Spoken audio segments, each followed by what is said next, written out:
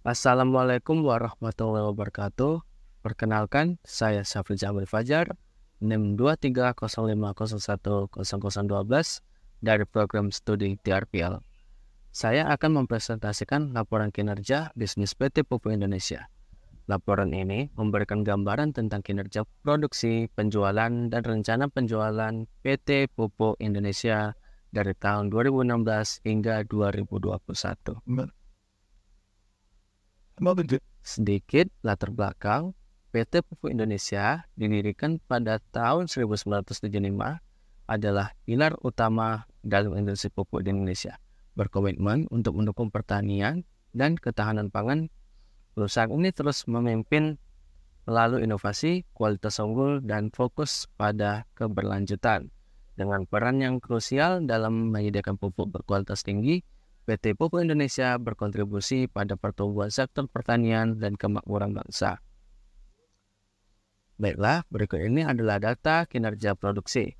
Untuk sektor produksi, produksi urea mengalami peningkatan sebesar 3,37% dari tahun 2019, mencapai 7.983.042 ton pada tahun 2020. Ini melebihi target sebesar 126,16%. Peningkatan ini menunjukkan efisiensi dan kapasitas produksi yang baik. Untuk sektor produksi NPK, produksinya mencapai 103,84% dari target 2020, menunjukkan pencapaian yang positif. Hal ini bisa diartikan bahwa perusahaan berhasil memenuhi permintaan pasar untuk pupuk jenis ini. Untuk segmen pupuk lainnya, dalam artian SP36, ZA, dan ZK, produksi ini mengalami peningkatan sebesar 5,48% dari tahun 2019, mencapai 1.257.557 ton pada tahun 2020 dan melebihi target sebesar 101,99%. Ini menunjukkan diversifikasi produk yang berhasil dan mencapai target produksi yang baik. Untuk segmen amoniak, produksinya mengalami peningkatan sebesar 1,81% dari tahun 2019, mencapai 6.013.016 ton pada tahun 2020 dan berhasil melebihi target sebesar 121,23%. Hal ini mengindikasikan efisiensi dalam produksi amoniak. Untuk segmen non-amoniak, yang dalam artian asam sulfat dan asam fosfat, produksinya mengalami penurunan sebesar 4,27% dari tahun 2019, mencapai 1.071.994 ton pada tahun 2020. Meskipun mengalami penurunan target daripada tahun sebelumnya, tetapi penurunan ini bisa diselidiki lebih lanjut untuk memahami penyebabnya.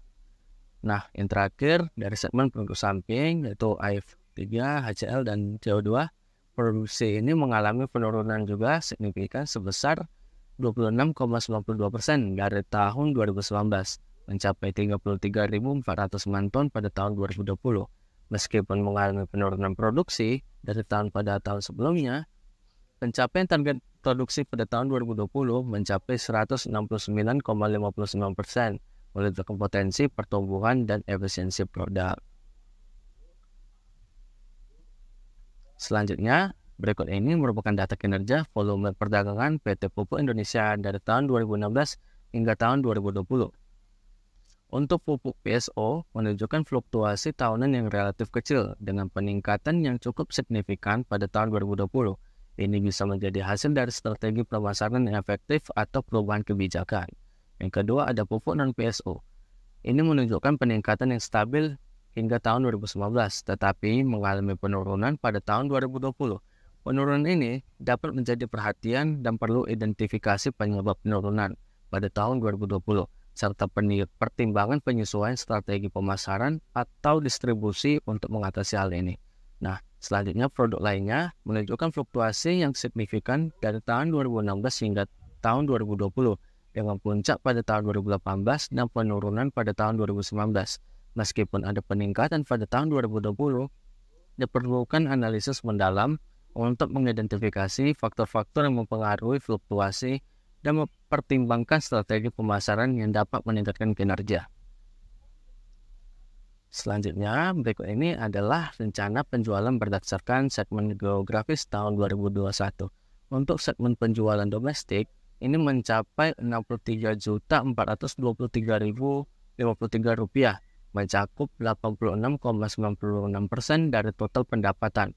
Penjualan di pasar domestik menyumbang sebagian besar pendapatan perusahaan, fokus pada strategi pemasaran lokal, kemitraan dengan distributor, dan kepuasan pelanggan untuk mempertahankan dan meningkatkan pangsa pasar. Selanjutnya untuk segmen penjualan ekspor, ini mencapai sebesar 9.511.664 juta, menyumbang 13,4% dari total pendapatan. Penjualan ekspor memberikan diversifikasi pendapatan dan akses ke pasar internasional, identifikasi peluang pertumbuhan di pasar ekspor, sesuaikan produk dengan kebutuhan pasar global, dan pertimbangkan kebijakan perdagangan internasional. Nah, dari kedua itu total pendapatan perusahaan mencapai Rp74.934.717, mencakup penjualan domestik dan ekspor. Jadi, kesimpulan yang dapat disampaikan ialah tahun 2020 menjadi tahun yang penuh tantangan dan dinamika bagi PT Pupuk Indonesia. Meskipun berhasil mencapai pertumbuhan pada produk utama seperti urea, NPK, dan amoniak, penurunan produksi pada segmen non-amoniak dan produk samping menandakan adanya potensi perbaikan. Meskipun penjualan domestik masihlah mendominasi, potensi pertumbuhan di pasar ekspor memberikan peluang untuk diversifikasi pendapatan. Oleh karena itu, perusahaan perlu pada optimalisasi produk, peningkatan investasi riset, dan strategi pemasaran yang lebih adaptif. Dan saran yang diajukan adalah untuk menghadapi dinamika pasar yang terus berubah, PT Pupuk Indonesia disarankan untuk memperkuat strategi pemasaran digital, meningkatkan transparansi, dan menggali lebih dalam potensi pasar ekspor. Peningkatan komitmen terhadap keberlanjutan bersama dengan investasi dalam riset dan pengembangan akan memastikan bahwa perusahaan tidak hanya mempertahankan, tetapi juga meningkatkan posisinya di pasar pupuk dengan memprioritaskan inovasi, efisiensi operasional, dan responsibilitas sosial.